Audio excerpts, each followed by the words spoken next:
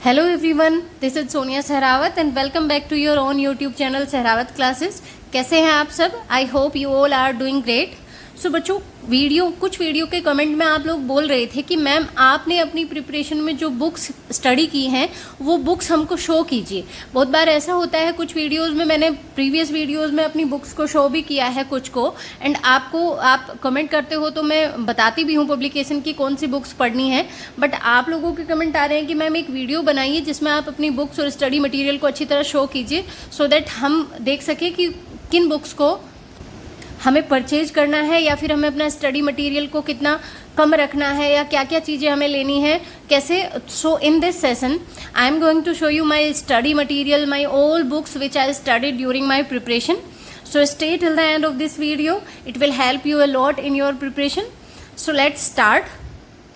First of all NCERT class 11th and 12th।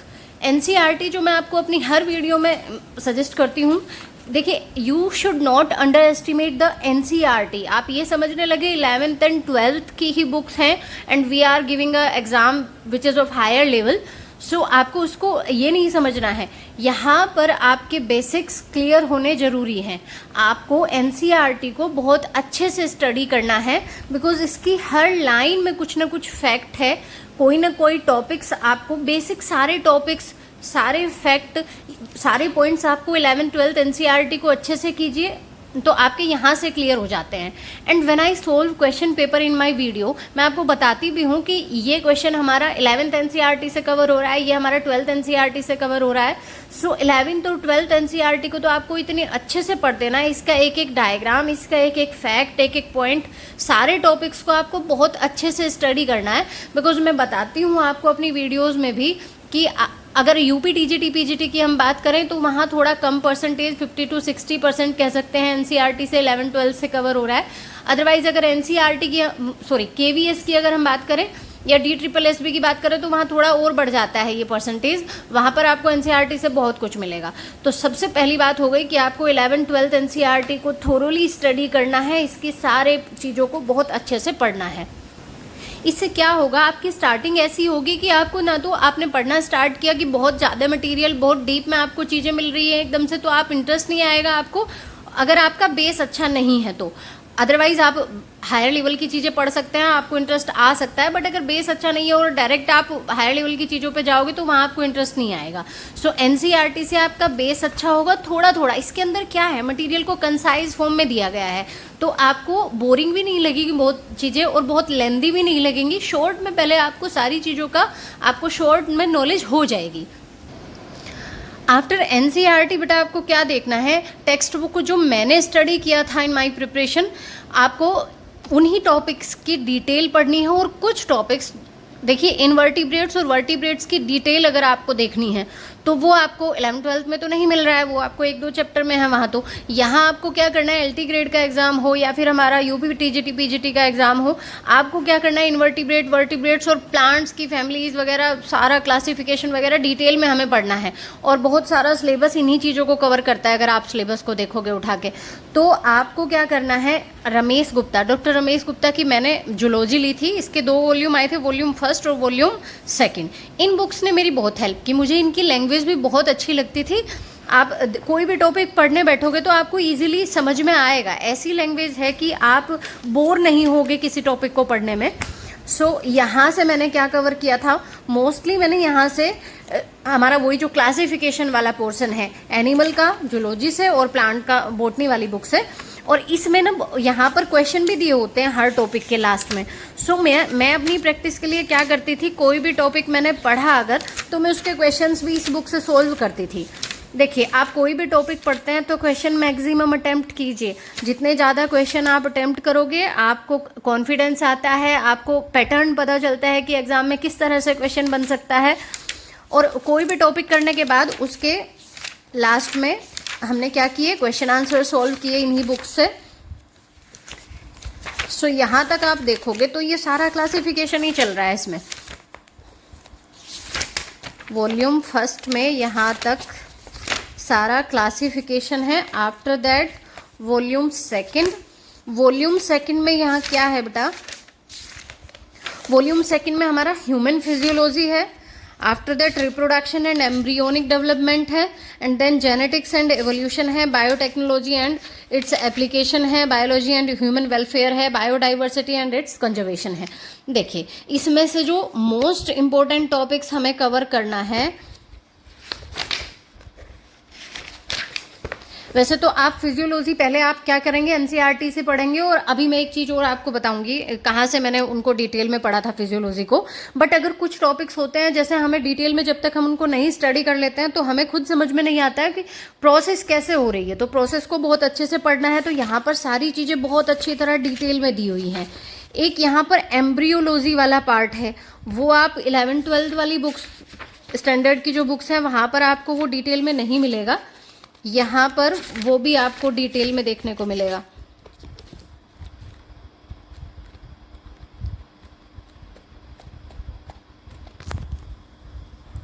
ये देखिए developmental biology या embryonic development, यहाँ से आपको क्वेश्चन मिलते हैं बहुत बार यूपी में, और एलटी ग्रेड में तो यहाँ से क्वेश्चन बनता ही है। किसका मीजोलेसिथल, माइक्रोलेसिथल या मैक्रोलेसिथल किस तरह के एग्स हैं, तो इनको आप या तो इनके शॉर्ट नोट्स जरूर बनाइए। इन टॉपिक्स के आपको शॉर्ट में यहाँ से तो पढ़ना ही है एक बार, फिर शॉर्ट नोट्स बना लीजिए और अपनी कुछ ट्रिक बना लीजिए कि किस किस का किस तरह का एग होता है। फर्टिलाइजेशन वाली प्रोसेस, उसके बाद क्लीवेज में से भी क्वेश्चन बनता है बेटा, होलोब्लास्टिक है किसका किसका किस तरह का, मीरोब्लास्टिक सुपरफिशियल है या कैसा है। क्लीवेज के बाद ब्लास्टुला के टाइप, यहाँ से भी कि किसका ब्लास्टुला किस तरह का होता है।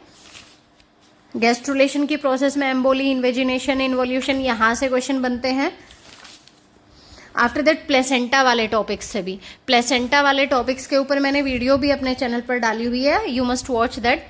एंड आफ्टर दैट ये पूरा टॉपिक यहाँ से जरूर इसको कंप्लीट कीजिए, और अपना जहाँ आप शॉर्ट नोट्स नहीं बनाना चाहते हो तो बुक्स में ही साइड में आप इस तरह से अपना बना लीजिए कॉलम की किस किस तरह के शॉर्ट में चीज़ों को लिख लीजिए कि ये कितने टाइप का होता है और इसके एग्जाम्पल्स क्या हैं। Now come to the botany. Botany में क्या है बेटा, हमारा एमपी कौशिक की ये बुक थी मेरे पास, इसकी भी लैंग्वेज बहुत अच्छी है। एंड इसमें आप देखोगे बायोडाइवर्सिटी इन लिविंग वर्ल्ड, यहाँ पर सारा प्लांट का डिटेल है, प्लांट का ये सारा जो है ये क्लासिफिकेशन वाला पार्ट है। After that structural organisation of plant, secondary growth के बारे में, and cell structure and function, उसके बाद plant physiology, reproduction, biology and human welfare, genetics है, बायोटेक्नोलॉजी और एप्लीकेशंस है, इकोलॉजी एंड एनवायरनमेंट है। ये सारा हमारा पोर्शन है। इसमें से मैंने क्या किया था बेटा, ये क्लासिफिकेशन वाला जो पोर्शन है ये यहाँ से कवर किया, एंड कुछ टॉपिक्स क्लासिफिकेशन वाला करने के बाद कुछ टॉपिक्स जैसे फोटोसिंथेसिस की कोई प्रोसेस है या रेस्पिरेशन की कोई प्रोसेस है, उसको डिटेल में मुझे प्रोसेस को समझना है तो वो यहाँ से देखा था। बाकी बहुत ज़्यादा मटेरियल जो बाद वाला पोर्शन है, ये जेनेटिक्स वगैरह है या कोई और बायोडाइवर्सिटी वाला, इकोलॉजी वाला है, वो यहाँ से नहीं देखा था। यहाँ बहुत ज़्यादा डिटेल है इस बुक में, वो मैंने नोट्स के थ्रू कवर किया था या अदर बुक्स से देखा था। सो क्लासिफिकेशन वाला आपको यहीं मिलेगा, ये क्लासिफिकेशन वाला फैमिली वगैरह ये सब यहाँ से स्टडी किया था। एंड वही चीज़ इसमें है, यहाँ पर भी क्वेश्चन आंसर है हर टॉपिक के या हर टॉपिक के ख़त्म होने के बाद, तो वहाँ से आपको प्रैक्टिस भी करनी है ज़रूर क्वेश्चन आंसर की भी। नाउ द नेक्स्ट इज, जो मैंने आपको अपनी प्रीवियस वीडियोस में भी डिस्कस किया है कि नीट के जो नोट्स होते हैं, आपके पास कोई नीट की प्रिपरेशन कर रहा है या आपने भी पहले नीट की प्रिपरेशन की है और आपके पास उनका स्टडी मटेरियल अगर है, तो ये 11th और 12th एनसीईआरटी 11th और 12th का जो भी सिलेबस टोटल है, जितने भी चैप्टर्स 11th में है हमारे पास और 12th में है, उन सभी के चैप्टर वाइज नोट्स हैं, ये मेरे पास थे, जो मैंने इनको बहुत अच्छे से थोरोली मैंने इनको बहुत अच्छे से स्टडी किया था। और ये एक कोचिंग इंस्टीट्यूट या एक सेंटर कहिए उनके नोट्स थे। ये देखिए, ये जितने भी यूनिट्स, जितने भी चैप्टर्स हैं हमारे पास 11th और 12th में, उन सब का डिटेल्ड नोट्स है। देखिए एनसीईआरटी से हमने पढ़ लिया, बट वहाँ पर क्या है, वहाँ से इन नोट्स में कुछ चीज़ें एक्स्ट्रा हैं, कुछ नॉलेज के लिए उन्होंने कुछ बुक्स से, बिकॉज हम जब नीट देते हैं तो ओनली 11th और ओनली एनसीईआरटी से तो सफिशिएंट नहीं होता है मटेरियल। सो यहाँ पर जब वो नोट्स प्रिपेयर करते हैं जो नीट वाले हमारे सर थे, उन्होंने पर्टिकुलर, एक्चुअली हुआ क्या था, कोचिंग इंस्टीट्यूट हमारे लिए टीजीटी पीजीटी के लिए पर्टिकुलर क्लासेस नहीं चला रहे थे। सो हमने उनसे कहा कि आप हमें नीट वाले में ही प्रिपरेशन कराइए। उन्होंने हमें नीट वाले बैच में भी वो हमें प्रिपरेशन करा रहे थे, एंड बीएससी के जो उनके पास बैचेस थे उनमें क्लासेस लेते थे। बाकी जो बचता था मटेरियल वो उन्होंने हमें बोल दिया कि आपको खुद से कवर करना है। बट इनसे बहुत हेल्प हुई। एक तो कोई भी कॉन्सेप्ट क्लियर करने में जो वहाँ एनसीईआरटी से क्लियर नहीं हो रहा है वो इन नोट्स से बहुत अच्छे से क्लियर हो रहा था। इन क्लासेस में भी हमें बहुत अच्छे से क्लियर हुआ, और कुछ बीएससी वाले से उससे भी हमें हेल्प मिली। तो बच्चों ये सारे आपको भी अगर कहीं से अवेलेबल हो जाते हैं नीट वाले, तो यहाँ पर किसी भी टॉपिक की जिसको वहाँ एक्सप्लेन नहीं किया गया है एनसीईआरटी में, या जिन पॉइंट्स को वहाँ पे नहीं डिस्कस किया गया है वो यहाँ पर है। सो ये नोट्स हो गए जो मैंने बहुत अच्छे से स्टडी किए। उसके बाद आइए बेटा, ये वहीं की टेस्ट सीरीज होती थी। ये देखिए, ये वो भी जो भी चैप्टर्स कवर कराते थे या जो भी टॉपिक कवर कराते थे उसके अकॉर्डिंग वो टेस्ट लेते। तो ये सारे टेस्ट भी मैंने अटेम्प्ट किए थे, ऑल्दो हमारे लिए नहीं थे, ये नीट के लिए थे। बट मैं फिर वही चीज़ कह रही हूँ कि 11th 12th और उसी को थोड़ा डिटेल में अगर हम अच्छे से पढ़ लें तो 50-60 या कहिए 70% तक हमारी चीज़ें कवर हो जाती हैं हमारे एग्ज़ाम के लिए भी। सो ये सारे टेस्ट कंडक्ट किए थे गए थे उस इंस्टीट्यूट ने। सो मैंने ये भी अटेम्प्ट किए थे सारे के सारे। बच्चों this video is going to be a little bit long, but if you want to see each and every book or study material which I used in my preparation, so last तक देखते रहिए video को। ये कुछ और notes थे बेटा जो हमारे उसी कोचिंग इंस्टीट्यूट ने हमें प्रोवाइड किए थे। एक्चुअली होता क्या है, जब हम प्रिपरेशन करते हैं तो कुछ भी स्टडी मटेरियल अगर हमें कहीं दिखाई देता है तो हम क्या सोचते हैं कि ये भी हम ले लें, ये भी ले लें, और सबको कलेक्ट करने के पीछे लगे रहते हैं चाहे हम उतना पढ़ ना पाए। बट ये वाले नोट्स जो थे ये भी उन्हीं नोट्स के जैसे हैं, बस ये जो उससे पहले बैचेस चले गए थे उनके प्रिपरेशन के जो नोट्स थे हमने इनको भी ले लिया था, इनकी भी कॉपी करा ली थी। मैंने बोला ना, वही चीज़ होती है कि जितना स्टडी मटेरियल हमें लगता है कि यहाँ से कुछ ऐसा मिल जाएगा जो हमारे पेपर में एज सच हमें क्वेश्चन वहाँ से मिल जाएंगे, बट ये नोट्स ऑलमोस्ट वही हैं थोड़ा। बिकॉज पहले क्या था, सिलेबस कुछ चेंज था, नीट का भी या 11th 12th का भी कुछ सिलेबस चीज़ें कुछ ज़्यादा थी जो बाद में कम कर दी गई, तो इनमें वो कुछ एक्स्ट्रा चीज़ें हैं, अदरवाइज़ ये सेम ही है, उन्हीं नोट्स के जैसे हैं। इसके बाद बेटा ये कुछ बीएससी की क्लासेस होती थी वहाँ इंस्टीट्यूट में, तो हम उन्हीं में से उन्हीं क्लासेस को अटेंड करते थे। तो ये बीएससी के ही हमारी जो बुक्स होती हैं उन्हीं के नोट्स प्रिपेयर कराते थे वो सर। सो हम ये नोट्स प्रिपेयर करते थे, तो जब लिखते थे नोट्स को तो चीज़ें तब एक बार दिमाग में आती थी और फिर उसके बाद घर जाके फिर उनको रीड करते थे। तो ये कुछ बीएससी वाली चीज़ें थी जो हमने पढ़ी थी।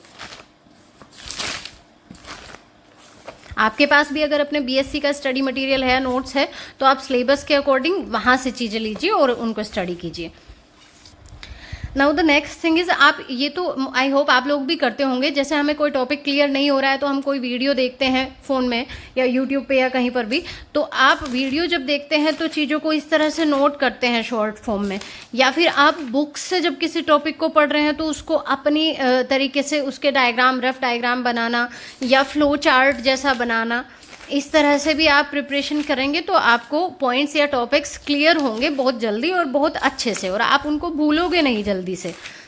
सो इस तरह से आपको टॉपिक्स को पढ़ना है। जो टॉपिक्स आपको ये लग रहा है कि ये प्रोसेस मुझे रीड करने से, ओनली रीड करने से समझ में नहीं आ रही है। एक बच्चे ने ये भी कमेंट किया था कि मैम नोट्स बनाने में बहुत ज़्यादा टाइम कंज्यूम होता है, तो कैसे कवर करें सारी चीज़ों को। तो बेटा ये इस चीज़ का यही सोल्यूशन है कि जो चीज़ें केवल बुक से पढ़ने से कवर हो रही हैं उन्हें वहीं पर हाईलाइट कीजिए, वहीं पर अंडरलाइन कीजिए। और जैसे कुछ प्रोसेस होती हैं या कुछ डायग्राम्स होते हैं जिनको हम जब तक कॉपी पर ड्रॉ ना कर ले या इन प्रोसेस को हम अच्छे से कॉपी पर अपनी लैंग्वेज में लिख ना ले तो वो हमें समझ में नहीं आती। तो इस तरह से उन चीज़ों को आप ऐसे कीजिए, अपने नोट्स इस तरह से तैयार कीजिए। फैमिलीज़ का आप अपना शॉर्ट बनाइए, जैसे बुक से आप फैमिली पढ़ते हो तो उनको इस तरह से शॉर्ट में लिखिए, उनकी मेन पॉइंट्स अपने आप, तो वो आपको रिमेंबर रखने में भी प्रॉब्लम नहीं होगी, लर्न भी होंगी अच्छे से और आपके शॉर्ट नोट्स भी तैयार हो जाएंगे। अब मैंने बोला ये वाला जो टॉपिक है आपका क्लीवेज वाला और प्लेसेंटा वाला, ये इसके नोट्स आप अच्छे से प्रिपेयर कीजिए और इनको कहीं योक से प्लेसेंटा ये सब इनको आपको लास्ट टाइम में फिर पढ़ने में भी प्रॉब्लम नहीं आएगी, आपको बुक्स को खोल के देखना नहीं पड़ेगा, अपने नोट्स में आप रिवाइज कर लोगे, बिकॉज ये लर्निंग वाली चीज़ें होती हैं कि इसका इस तरह का होता है प्लेसेंटा या इसका इस तरह से एग होता है, तो वो आपको लास्ट टाइम पे रिवाइज करने में भी हेल्प होगी। तो इस तरह से जितने भी बेसिक हमारी प्रोसेस हैं फिजियोलॉजी वगैरह की, उन सबको ऐसे डायग्राम बना के अपने शॉर्ट नोट्स बना के आप स्टडी कीजिए। एक चीज़ और, हमने एलटी ग्रेड का जो एग्ज़ाम दिया था, केवीएस का था, DSSB का था, उनमें हमारी क्या होती है, जीएस और करंट अफेयर भी आती है। तो उस चीज़ का मैंने आपको पहले भी बताया था कि आप कोई चैनल ले लीजिए, बिकॉज हम दो चीज़ें होती हैं जब हम किसी चीज़ को लर्न करते हैं, तो लर्निंग में अगर आप केवल बुक रीड कर रहे हैं उस चीज़ को देखो, और आप क्या कर रहे हो किसी वीडियो के थ्रू चीज़ें कवर कर रहे हैं, तो आप उसको सुन भी रहे हो, देख भी रहे हो, तो हमारी दो सेंस काम कर रही है, तो उसको याद रखना आसान होता है। तो मैं क्या करती थी, किसी वीडियो की हेल्प से कोई चैनल लिया और जो डेली करंट अफेयर कराते थे वो वहाँ से कॉपी में नोट करते रहते थे और उनकी सुनते रहते थे और फिर उनको बाद में रिवाइज कर लेते थे। एक 11th-12th NCERT को अगर आप टीचिंग करते हैं तो आप क्या कर सकते हैं, आप सेल्फ नोट्स प्रिपेयर करते हैं स्टूडेंट्स को देने के लिए, तो उससे अपनी प्रिपरेशन में भी हेल्प मिलती है। आप अपने हैंडमेड नोट्स प्रिपेयर कीजिए और उनको फिर स्टूडेंट्स को भी प्रोवाइड कीजिए और वो टॉपिक्स आपको भी अच्छे से क्लियर होंगे 11th-12th के भी। So if you have time you can prepare notes like this. आप इस तरह से डायग्राम वगैरह ड्रॉ करोगे और फ्लो चार्ट वगैरह बनाओगे तो ये चीज़ें आपको बहुत अच्छे से क्लियर होंगी। आप बच्चों को तो अच्छे से एक्सप्लेन कर ही पाओगे अपने, और आपको भी वो चीज़ें बहुत अच्छे से क्लियर हो जाएंगी। आफ्टर दैट ये कुछ नोट्स ही थे वही हमारे BSc वगैरह के। ये हमारे वही नोट्स हो गए। एक चीज़ और, हमारा जो KVS है उसमें हमारी 10 मार्क्स में कंप्यूटर भी आता है। सो कंप्यूटर का एक बेसिक सा कोर्स, अगर आपको बेसिक नॉलेज है तो that's enough for that exam.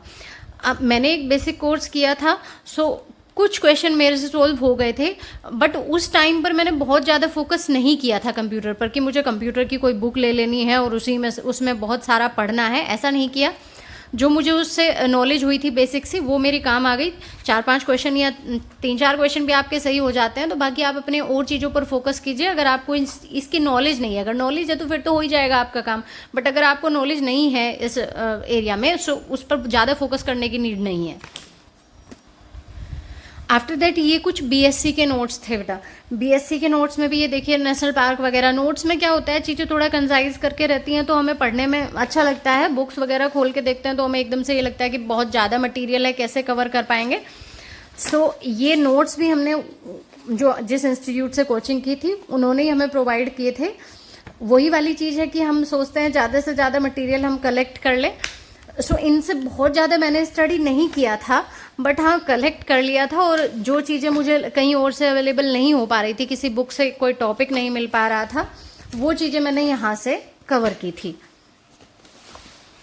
सो ये सारे हमारे वही नोट्स हो गए। एक मेरा जो मेथड था स्टडी में वो ये था बच्चों, प्रिंट आउट, जैसे मैं बोलती हूँ आपको कि किसी के भी जिसकी आप प्रिपरेशन पर्टिकुलरली एक टाइम पर फोकस कर रहे हैं जिस चीज़ पर, उसका प्रिंट आउट निकलवाइए। मैंने तो क्या किया था, सारे सिलेबस को ऐसे, ये LT ग्रेड का है जैसे, इसको सारे को एक जगह पर मैंने लिख लिया। ये जूलॉजी का था and this is botany, and after that ये उसका सामान्य अध्ययन या GS का था। तो मैंने सारे को लिख लिया और उसके बाद जो भी टॉपिक मैं स्टडी कर लेती या मेरा कंप्लीट हो जाता उसको मैं टिक कर लेती थी। तो इससे क्या होता है, एक तो मोटिवेशन मिलता रहता है आगे का पढ़ने का कि मैंने इतना कवर कर लिया और इतना बचा हुआ है, मुझे इतना और पढ़ना है। ये जितने टिक बढ़ते जाते हैं हमारा पढ़ने का जो मोटिवेशन लेवल है या फिर पढ़ने की जो एनर्जी है वो समझिए एक तरह से बढ़ती जाती है, और हमें पता रहता है कि कितना सिलेबस हमारा कवर किए बिना बचा हुआ है। बेटा ये तो सारी बातें हुई बुक्स की कि आपको बुक्स कौन कौन सी स्टडी करनी है या नोट्स क्या क्या, मैंने क्या क्या स्टडी किया आपको करना है, वो आपके पास क्या क्या अवेलेबल है। मैं हर वीडियो में अपनी यही कहती हूँ कि हमें सिलेबस को देखना है, टॉपिक्स को कवर करना है, और लैंग्वेज क्या हो, आपको लैंग्वेज समझ में आ रही है उसकी, ये चीज़ें मैटर करती है। मैंने क्या स्टडी किया मैं आपको शो कर रही हूँ, बट आपके पास क्या क्या अवेलेबल है और क्या क्या आपको मिल रहा है आप उसके अकॉर्डिंग स्टडी कीजिए। पर्पज़ हमारा है कि हमें सिलेबस को कवर करना है। सो बुक्स के बाद सेकंड थिंग आती है कि आपको क्वेश्चन प्रैक्टिस करना है, प्रीवियस ईयर क्वेश्चन और वैसे क्वेश्चंस को एमसीक्यू को अटेम्प्ट करना है बहुत सारे, सो दैट आपकी प्रैक्टिस अच्छी हो जाए। उसमें सबसे पहली चीज़ आती है ये घटना चक्र वाला। ये मुझे बहुत अच्छे लगते हैं बिकॉज इनमें एक तो टॉपिक वाइज, जैसे ये क्लासिफिकेशन का क्वेश्चन हो गया, इनमें टॉपिक वाइज है, आपने कोई टॉपिक पढ़ा और उसी के क्वेश्चन सोल्व कीजिए। वायरस पढ़ा आपने तो वायरस के क्वेश्चन यहाँ से सोल्व कीजिए। सेकंड थिंग जो मुझे इनकी बहुत अच्छी लगती है वो ये है कि एक्सप्लेनेशन बहुत अच्छा है। आप कोई भी क्वेश्चन को सोल्व करते हो तो उसके बारे में बहुत अच्छे से, ये नहीं कि केवल आंसर इन लोगों ने दिया हुआ है, उसको ठीक ठाक एक्सप्लेन भी किया हुआ है अच्छे से। इसको मैंने बहुत अच्छे से किया था घटना चक्र का ये सैम्पल पेपर। इसमें 1999 से लास्ट तक, जस्ट जब मैंने 2018 में एग्ज़ाम दिया था, सारे पीजीटी, टीजीटी, बायोलॉजी और बॉटनी के टोटल 23 क्वेश्चन पेपर थे। It will be very helpful for you अगर आप इसे भी प्रिपेयर करोगे तो। इसके बाद एक ये छोटा सा प्रकाश का प्रवक्ता चयन परीक्षा पीजीटी वाला क्वेश्चन सैम्पल पेपर था। इसमें भी क्वेश्चंस थे और उनके नीचे सॉल्यूशन थे। इसमें क्या था, इसमें टॉपिक वाइज नहीं था। इसमें आप जब अपना सिलेबस कवर कर लो, इसको करने का बेनिफिट तब है जब आपने सिलेबस कवर कर लिया तो आप पेपर उठाइए, पूरे पेपर हैं इसमें प्रीवियस ईयर के। बट इसे करके भी बहुत अच्छा लगता है कि आप कितने क्वेश्चन सोल्व कर पा रहे हो, बाद में आपने सिलेबस पढ़ लिया तो बहुत हमारा कॉन्फिडेंस बिल्डअप होता है इन सब इससे। आफ्टर दैट ये एक विद्या का था मेरे पास, practice set and solve papers. इसके अंदर क्या थे बेटा, प्रैक्टिस सेट थे बहुत सारे। प्रैक्टिस सेट में प्रीवियस ईयर नहीं होते हैं, रैंडम क्वेश्चंस होते हैं हर टॉपिक को कवर करने वाले। तो एक ये किया था मैंने, इसमें भी एक्सप्लेनेशन अच्छी दी हुई है टॉपिक्स की। उसके बाद एक ये यूथ कंपटीशन का है बेटा। यूथ कंपटीशन का जूलॉजी और बॉटनी का अलग अलग सेपरेट आता है। ये यूथ कंपटीशन का ले लीजिए आप, प्रैक्टिस के लिए बहुत अच्छा है। एक्सप्लेनेशन वगैरह इसमें भी उसी तरह है, टॉपिक वाइज है और एक्सप्लेनेशन बहुत अच्छे से है हर टॉपिक की क्वेश्चन की। इसके बाद कुछ और मेरे पास यही प्रैक्टिस के लिए थे। एक तो ये आप देखिए गाइडर का है, यूपीपीएससी टीजीटी का एलटी ग्रेड के लिए प्रैक्टिस सेट थे। इसमें भी अबाउट 15 प्रैक्टिस सेट थे। इसमें जीएस वाला पोर्शन भी था एंड बायो वाला भी था। ये पूरा मैंने सोल्व किया था। एलटी ग्रेड के लिए ही एक और था हमारे पास, ये था बेटा सामान्य अध्ययन वाले पार्ट के लिए अरिहंत का था। ये अरिहंत की जीएस वाला पोर्शन, इसमें सारी चीज़ों को शॉर्ट में कवर किया हुआ था जितना हमें नीड है पढ़ने की। तो यहाँ से चीज़ें मैंने पढ़ी थी एंड क्वेश्चन आंसर वगैरह भी थे और मैथ्स आता है ना उसमें, तो मैथ्स भी था इसमें। ये बुक भी अच्छी है। उसके बाद ये 2 बुक थी बेटा DSSS के लिए टीजीटी की, नेचुरल साइंस की। नेचुरल साइंस में आप लोगों ने कमेंट भी किया था कि मैम फिजिक्स केमिस्ट्री भी आता है। मैंने टीजीटी नेचुरल साइंस दिया था बट उसमें मैंने फिजिक्स केमिस्ट्री को ज़्यादा फोकस नहीं किया था बिकॉज उस चीज़ में हम इतना अच्छा कर नहीं सकते। हम अपना बायो में जितना अच्छा कर सकते हैं उतना इन दोनों में नहीं कर सकते। तो जितने लेवल का आपको ये लगता है कि मैं कवर कर सकता हूँ उसको पढ़िए, बाकी अपनी बायो पे ज़्यादा फोकस कीजिए, वो बेटर रहेगा और उतने से सिलेक्शन हो भी जाता है। मेरा कुछ पॉइंट से मेरा हुआ नहीं था वैसे इसमें, बट मैं कहूँगी मैंने बहुत ज़्यादा अच्छे से पढ़ाई भी नहीं की थी। तो आप अगर थोड़ा भी अच्छे से अपनी बायो को बहुत स्ट्रॉन्ग कर लेते हैं और फिजिक्स केमिस्ट्री को थोड़ा सा भी पढ़ लेते हैं तो हो जाएगा। कुछ पॉइंट से ही 1 पॉइंट मार्क्स से मेरा ये रह गया था, नहीं हुआ था इसमें। उसके बाद एक और ये प्रैक्टिस सेट है टीजीटी का ही, DSSS का, ये भी अच्छा है, आप इसको भी ले सकते हैं। सो बच्चों, this was the study material which I studied during my preparation. I hope आपको इस वीडियो से हेल्प मिलेगी एंड अगर आपको वीडियो हेल्पफुल लगती है तो वीडियो को लाइक और शेयर करें और चैनल को सब्सक्राइब करें। मिलते हैं नेक्स्ट वीडियो में एक नए टॉपिक के साथ। तब तक के लिए पढ़ते रहिए, खुश रहिए। Thank you for watching.